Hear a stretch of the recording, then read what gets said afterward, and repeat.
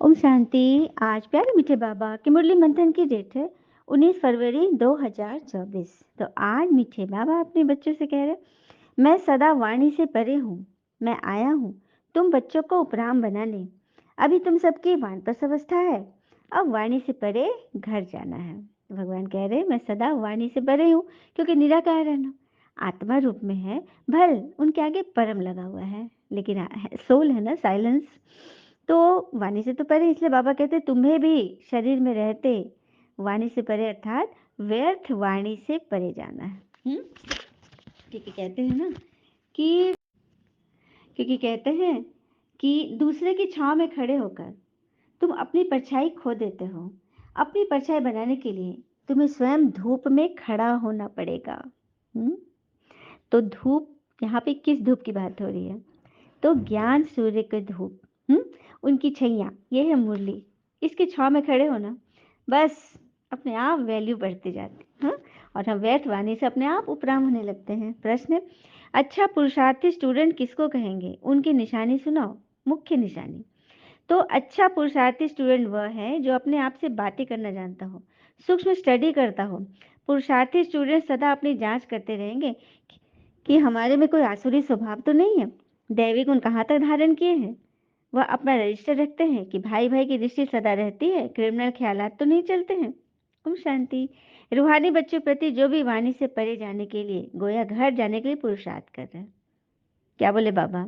मैं उन बच्चों को बता रहा हूं जो कि वाणी से परे घर जाने का पुरुषार्थ कर रहे हैं। मैं आया ही हूं तुमको घर ले जाने, अर्थात इसलिए इस देह और देह के संबंधों से उपराम हो जाओ। विकारी संबंध, चिंता वाले संबंध, दर्द वाले, तनाव वाले, अतीत के बुरी बातों के जाल में जो मुलझे रहते हैं, उससे उपराम होना है। क्योंकि ये तो छीछी दुनिया है। लेकिन यह स्मृति बहुत थोड़े को रहती है। बाबा कहते हैं छोटे बड़े बूढ़े आदि सबको वापस चलना है, फिर नई दुनिया के पावन संबंध में आना है। घड़ी घड़ी बुद्धि में आना चाहिए ना कि अब हम घर जाने की तैयारी कर रहे हैं। जो करेंगे वही साथ चलेंगे। जो अभी ईश्वर अर्थ करते हैं वह जाकर पद्मा पदम पति बनते हैं नई दुनिया में। ईश्वर अर्थ करते अर्थात ईश्वर ने जो बोला ऐसे पुरुषार्थ करो, ऐसे चलो, ऐसे भाई भाई की दृष्टि रखो, अपना रजिस्टर चेक करो, अपने आप से बातें करो कि मैं कहाँ तक सुधरा हूँ। हमारे कोई आसुरी स्वभाव तो नहीं है। तो बाबा ने बोला ना, जो करेंगे वही साथ चलेंगे। ईश्वर अर्थ यही है। तो उन्हीं को तो बाबा पद्मा पदम पति बना रहे। वह लोग इस पुरानी दुनिया में इनडायरेक्ट करते हैं, दुनिया में इनडायरेक्ट ईश्वर अर्थ सभी कुछ करते हैं। कोई दान भी देते हैं, कोई दान मांगते भी है तो भगवान के नाम पर दे दो बोलते हैं ना, लेकिन वो इनडायरेक्ट। यहाँ तो बाबा डायरेक्ट आया हुआ है, इसीलिए उनको अल्पकाल क्षण भंगुर ही सुख मिलता है। और हमें तो सदा काल का मिलता है। तो इतनी मेहनत करनी चाहिए ना। बाबा समझाते हैं, बच्चे अपनी जांच करते रहो, हमारे में कोई आसुरी स्वभाव तो नहीं है। तुम्हारा दैवी स्वभाव होना चाहिए, उसके लिए चार्ट रखो तो पक्के होते जाएंगे। परंतु माया ऐसी है जो चार्ट रखने ही नहीं देती है। 2-4 दिन रखकर फिर छोड़ देते, क्योंकि तकदीर में ही नहीं है। तकदीर में होगा तो बहुत अच्छी रीति रजिस्टर रखेंगे। सच बात है बाबा, स्कूल में रजिस्टर जरूर रखते हैं ना। यहाँ भी सभी सेंटर्स में अपना चार्ट रजिस्टर रखना चाहिए। फिर देखना है कि हम रोज जाते हैं, सेंटर वाले चार्ट रखते हैं कि बच्चे कितने दिन पहुंचते हैं, दैविक गुण धारण करते हैं। भाई बहन के संबंध से भी ऊंच जाना है। यहाँ पे ही समझाना चाहूंगी, भाई बहन के संबंध से भी ऊंच जाना, अर्थात आत्मिक भाई भाई की दृष्टि जब होगी तो समझ लो भाई बहन की दृष्टि से भी ऊपर चले गए। क्योंकि देखो, शरीर से तो कोई पुरुष है कोई स्त्री है, तो क्या हुआ? भाई बहन ही हुआ। पुरुष भाई होगा और स्त्री बहन होगी। लेकिन इससे भी ऊपर की दृष्टि है कि मैं शरीर में हूं, चाहे स्त्री के रूप में हूं चाहे पुरुष के रूप में हूं, तो भाई आत्मा पुल्लिंग, ठीक है, पुरुष, उत्तम पुरुष। यह भान जब होना तो ये है एकदम ऊपर की स्टेज। हम तो आत्मा है। एक पिता के बच्चे हैं, तो वाणी से परे जाना है। वाणी से परे जाने के लिए समझाना पड़ता है। जैसे आवाज में आने में तुम्हें कोई मेहनत नहीं हुई ना, फट से आ गए आवाज में। उसी तरह से आवाज से परे जाने का पुरुषार्थ करो, उसको भी फट से कर लो। सेकंड में आवाज से परे चले जाओ। तो यही बाबा बता रहे हैं हमको। हाँ, तुमने बाबा को बुलाया है कि आओ हमको साथ ले जाओ, हम पतित है, वापस जा नहीं सकते। पतित दुनिया में पावन कौन बना है? साधु संत आदि कोई पावन बना सके? खुद ही पावन होने के लिए गंगा स्नान करते हैं, ये बात भी सच है। साधु संत देवी देवता कोई पावन नहीं बना सकते। बाबा को जानते नहीं, जिन्होंने कल पहले जाना है वही ये पुरुषार्थ कर रहे हैं। मतलब जिन्होंने कल पहले भगवान को जाना है, पहचाना है, वही पुरुषार्थ कर रहे हैं। यह पुरुषार्थ भी भगवान बिना कोई करा ही नहीं सकता, क्योंकि ये पुरुषार्थ शरीर नहीं कर रहा है, आत्मा कर रही है। तो आत्मा को परमात्मा के बिना कोई पढ़ा ही नहीं सकता है। और कहते हैं ना कि कच्चे मकान देखकर किसी से रिश्ता न तोड़ना, क्योंकि मिट्टी की पकड़ मजबूत होती है और संगमरमर पर अक्सर लोग फिसल जाते हैं। तो ईश्वर बीज रूप, मतलब जड़, जड़ कहाँ होता है? मिट्टी में। तो भगवान उस मिट्टी रूपी जड़ में सने हुए हैं, हमें उनसे ही जुड़ के रहना है।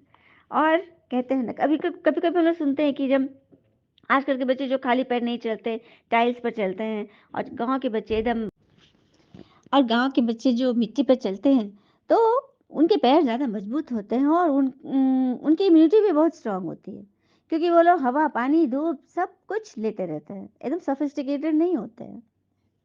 तो इसीलिए बाबा कहते हैं कि मेरे बच्चे को मजबूत होना चाहिए।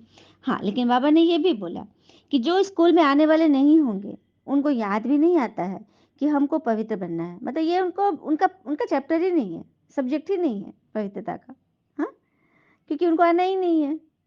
फिर बाबा बोलते, विक्रमाजीत बनोगे ना तो तुम्हारी दृष्टि एकदम शुद्ध हो जाएगी। बाकी सत्युग में दृष्टि खराब ही नहीं होती है, सत्युग में दृष्टि खराब ही नहीं होती। पर यहाँ तो किसको देखो तो काम का भूत, किसी को लोभ का भूत, किसी को अच्छा खाना देखा तो आसक्ति हो जाती है। चने वाला देखेंगे बस दिल करेगी खाने का, मूंगफली देखेंगे दिल करेगा खाने का।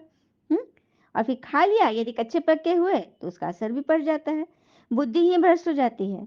हाँ, क्योंकि जबान जो होती है ना, जीभ ललचायमान हो जाती है, तो योग नहीं लगेगा। योग भी चाहिए। योग नहीं होगा तभी कहेंगे फलानी चीज खानी चाहिए। जो योगी होंगे ना, जो याद में रहेंगे, उनको किसी भी चीज में आसक्ति नहीं होगी। बुद्धि में रहना चाहिए सदैव कि हम आए हैं देवता बनने के लिए। अच्छा, देवी देवता को जब पूजा करते हैं घरों में तो कितना खिलाते हैं? क्या दाना खिलाती हैं? 2 दाना इलायची दाना दे दिया, 2 दाना बादाम किशमिश जो भी, काजू कुछ भी दिए, कितना? एक एक कटोरा भर के थोड़ी चढ़ाते हैं, 2-2 दाना सभी देवी देवता के नाम से। तो जब उनको खिला रहे हैं इतना और हम खा रहे हैं इतना, तो क्या हम ऐसा चलन धारण कर लेंगे, बनेंगे वैसा? नहीं ना। तो बुद्धि में सदैव रहना चाहिए कि हम देवता बन रहे हैं, तो उसकी शुरुआत नींव यही से पड़ेगी, संस्कारों की। अब हमें वापस घर जाना है। और फिर बच्चे जो भी होने वाला होता है, गर्भ में है, तो माता का जो खान पान होता है ना, उसका असर बच्चे पर पड़ता है। कहते हैं ना, माता को ज़्यादा तीखा नहीं खाना चाहिए, खट्टा नहीं खाना चाहिए, बाजार का चीज़ ज़्यादा नहीं, ताकि बच्चे पर असर होता है, गर्भ का भी संस्कार होता है। जबकि सत्युग में ऐसा नहीं, वहाँ माताएं फर्स्ट क्लास खाती है ना, तो बच्चा भी फर्स्ट क्लास होगा। यहाँ ये सब चीज़ अकड़म बकड़म होता है। वहाँ जन्म लेने से ही खान पान सब शुद्ध होता है। तो ऐसे स्वर्ग में जाने की तैयारी करनी है ना, तो बाबा को याद करो, याद करो अर्थात श्रीमत पे चलो, और अपने दिल से पूछते रहो हमारा रजिस्टर कहाँ तक ठीक है। रजिस्टर से चलन का मालूम पड़ता है, रेगुलर पढ़ते हैं वह नहीं। कई तो झूठ भी बोल देते हैं। बाबा कहते हैं सच बताओ। अच्छा, पहला नंबर दुश्मन है देह अभिमान, क्योंकि बड़ी कंसेंसस में आए तभी तो काम क्रोध लोभ मोह अहंकार ईर्ष्या आलस राग द्वेष भय अलबेलापन, उसके काफी सारे नाते रिश्तेदार आ जाते हैं। देह अभिमान को खत्म कर दो, फिर कोई विकार ही नहीं आएगा। उसी से वृत्ति खराब होती है, मतलब सोच खराब होती है। इसलिए बाबा कहते हैं बच्चे देही अभिमानी भव। और कहते हैं ना, मैं दूसरों की दृष्टि में क्या हूँ यह महत्वपूर्ण नहीं है, महत्वपूर्ण यह है कि मैं स्वयं की दृष्टि में क्या हूँ, मैं स्वयं को कितना मान देता हूँ, मैं स्वयं को कितना वाणी से परे ले जाता हूँ, स्वयं को कितना व्यर्थ बातों से बचा के रखता हूँ। This is important. ठीक है, तो इस पर ध्यान देना चाहिए। तुम बच्चों को बहुत खुशी होनी चाहिए कि अब हम स्वर्ग में जाके छोटे बच्चे बनेंगे, क्योंकि जन्म होगा बचपन से शुरू होगा ना, फिर नाम रूप देश काल सब कुछ नया होगा। अच्छा, मीठे मीठे बच्चों प्रति भगवान की नमस्ते, हम बच्चों के भी प्यारे बाबा को नमस्ते। धारणा के लिए मुख्य सार, पहली पॉइंट, अपनी पढ़ाई का रजिस्टर रखना है, अपना चार्ट देखना है कि हमारी भाई बहन की दृष्टि कहाँ तक रहती है, हमारा दैवी स्वभाव बना है। सब हर एक अपने आप से पूछे कि हमारी पढ़ाई का रजिस्टर कैसा है। हम चार्ट डालते हैं रोज, बाबा ने बोला ना, बस एक दो दिन रख के फिर भूल जाते हैं, क्योंकि तकदीर में नहीं। भाई भाई की दृष्टि वाली हमारी सोच कहाँ तक हुई है, दैवी स्वभाव बना है। दूसरी पर, अपनी जबान पर बहुत कंट्रोल रखना है, बेकायदे बात तो बोलनी ही नहीं, क्योंकि सबकी नज़र आप पर है। आप स्टेज पर हो, बाकी जो परिवार वाले हैं ना, ज्ञानी आत्माएं, वो सब ऑडियंस है, और ऑडियंस की तरफ अंधेरा होता है। लाइट्स कहाँ होता है? सिर्फ स्टेज पर होता है। तो वो लोग देखेंगे किसको? स्टेज पर, जो हीरो हीरोइन एक्टर है। तो सारी चेकिंग आपकी हो रही है, तो कंट्रोल कौन करेगा? हम करेंगे ना। अपनी जबान पर बहुत कंट्रोल, क्योंकि क्या कहते हैं, चेहरे भूल जाते हैं लोग, लेकिन शब्द याद रख जाते हैं, है ना। इसीलिए इस पर कंट्रोल रखना है। बुद्धि में रहे कि हम देवता बन रहे हैं, इसलिए खान पान पर बहुत ध्यान देना है। जबान चलायमान नहीं होनी चाहिए, ललचायमान भी नहीं होनी चाहिए। दोनों चीज नहीं होनी चाहिए, न चलायमान हो न ललचायमान हो। अब सब हम लोग चेक कर ले। माता पिता को फॉलो करना है, ब्रह्मा पिता और मम्मा, वरदान ले लेते हैं बाबा से। परखने की शक्ति द्वारा बाबा को पहचान कर अधिकारी बनने वाले विशेष आत्मा भव। परखने की शक्ति द्वारा बाबा को पहचान कर अधिकारी बनने वाले विशेष आत्मा बनते। तो बाप दादा हर बच्चे की विशेषता देखते हैं, चाहे संपूर्ण नहीं बने हैं, पुरुषार्थी है, लेकिन ऐसा एक भी बच्चा नहीं जिसमें कोई विशेषता ना हो। सुना, भगवान ऐसे बच्चे को चुनेंगे क्या जिसमें विशेषता ना हो? इतनी ज्यादा मेहनत थोड़ी ना बाबा करेंगे। बच्चों के अंदर वो सारा भोलापन होगा, सच्चाई होगी, सफाई होगी, मन भोला सीधा होगा, सब कुछ होगा, लेकिन कमी कहाँ होगी कि उन सब चीजों को सही रीति सही समय पर यूज करना नहीं आता है। बस भगवान हमें वही युक्ति बता रहे हैं, तो वही गुण अब क्या हो रहा है, सोने पे सुहागा, है ना। सही। तो यही होता है, ठीक है। क्योंकि अगर हम अपने शब्द पे कंट्रोल नहीं करेंगे, हम व्यर्थ वाणी में चले जाएंगे, किसी की सेंटिमेंट को नहीं समझेंगे, बातें हम सही कर रहे हैं लेकिन हम सत्य कह रहे हैं, लेकिन बहुत कठोरता से कह रहे हैं, तो ये नहीं करनी है, युक्ति से करनी है, ठीक है। एक छोटा सा प्रसंग बता दूं, एक हस्बैंड वाइफ का प्रसंग है।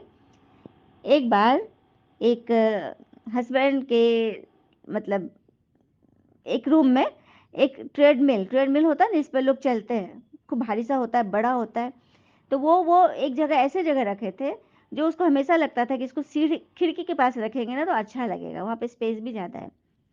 और यही सोचकर वो रोज बातें होती थी, पत्नी के साथ होती थी कि इसको वहाँ पे रख देंगे तो ठीक रहेगा। लेकिन वो ऑफिस चले जाता था, घर आता था थक कर, सब भूल जाता था, टीवी वगैरह देख के सारी बातें भूल जाते थे। एक दिन रात में पत्नी को याद आया, रात के 1:30 बजे, अरे ये हमेशा बोलते हैं कि ट्रेडमिल खिड़की की तरफ रहेगा ना तो अच्छा रहेगा।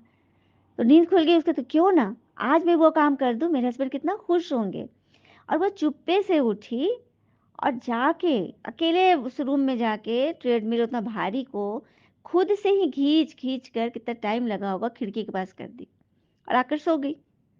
सुबह ये तो किचन में चली गई और हस्बैंड अपना काम पर जिम गया हुआ उस रूम में जहाँ पे, ये तो खुश थी कि पति देखेगा तो बड़ा खुश होगा कि अरे वाह तुमने तो इतना अच्छा काम किया, कितना मेरा ध्यान रखा, तुमने मेरी बात का इतना मान दिया।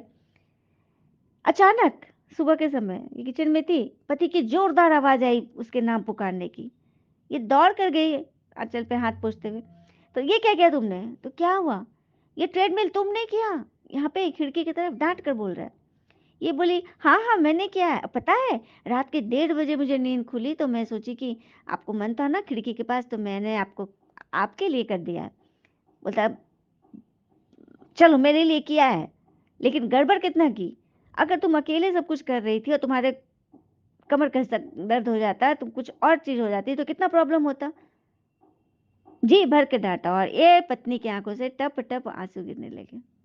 अब देख रहे असर, कोई तीसरा होगा तो वो समझ जाएगा, क्योंकि वो डिटैच है ना। क्योंकि हस्बैंड भी सत्य बोल रहा था कि अकेले खींच कर इतना भारी चीज उसके कमर में बल पड़ जाते, कोई और प्रॉब्लम होती, उसको किसी को और सुबह का इंतजार करना था होता, किसी और को बुला कर करती, अकेले क्यों की। बोला सत्य, लेकिन तरीका गलत था। पहले उसे स्वीकार करना था कि अरे वाह, तुमने इतना मान दिया, अकेले तुम कर ली। लेकिन एक बात बोलूं, अकेले तुमको नहीं करना चाहिए था, कुछ भी हो सकता था ना, घटना दुर्घटना तो अचानक होती है ना। तो पत्नी को बिल्कुल बुरा नहीं लगता, वो खुश होती कि पति ने मेरा कितना मान दिया। तो ये होता है शब्द का महत्व। समझ के बोले, तोल मोल कर बोले। बातें आपकी सही है, आपने भी सेंटिमेंट को समझा कि पत्नी को बीमारी होगी, दर्द होगा, लेकिन आपके बोल कितने कड़े थे, उस पे टेंशन। और वही व्यक्ति अगर ये ब्रह्मा कुमार होता तो एकदम सही ढंग से बोलता। ठीक है, ये बाबा सिखाते हैं। तो बाबा हर एक की विशेषता देखते हैं। ठीक है, सबसे पहले विशेषता है कि कोटों में कोई की लिस्ट में हो, करोड़ों में से कोई में कोई हो आप। बाबा को पहचान कर मेरा बाबा कहना और अधिकारी बनना, ये भी बुद्धि की विशेषता है। भगवान को पहचान लेना परखने की शक्ति है, श्रेष्ठ शक्ति नहीं विशेष आत्मा बना दिया है। स्लोगन, श्रेष्ठ भाग की रेखा खींचने का कलम है श्रेष्ठ कर्म, इसलिए जितना चाहे उतना भाग्य बना लो।